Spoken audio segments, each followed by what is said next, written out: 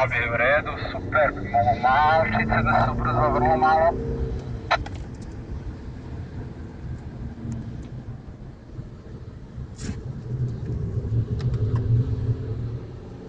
Pazite na prvu kritičnu tačku, oštro skretanje u desno,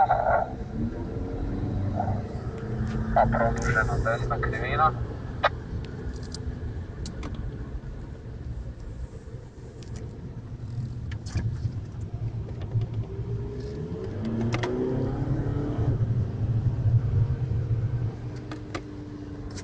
Dobro, malo ćemo usporiti da nas Superb stigne.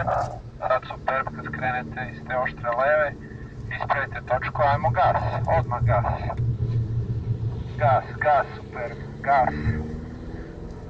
Dođite do nekih 80-90, malo prikočite. Superb iza njega, molim vas, sada odstojanje mnogo veće, jedno 6-7 dužina. U drugom delu imamo dvostruku promenu pravca, bitno je da imamo odstojanje. To važi za sve.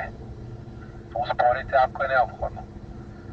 Idemo u ovom drugom delu, 70 na sat, dvostruka promena pravca, konstantna brzina kada radimo vežbu.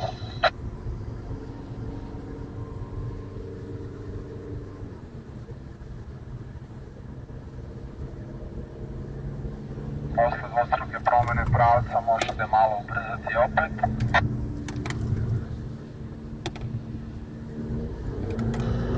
Pred startnom kapiju za hvalom spustite gas, prikočite na brzinu do 65 i hvalom izvodimo tom brzinom 65 konstantno.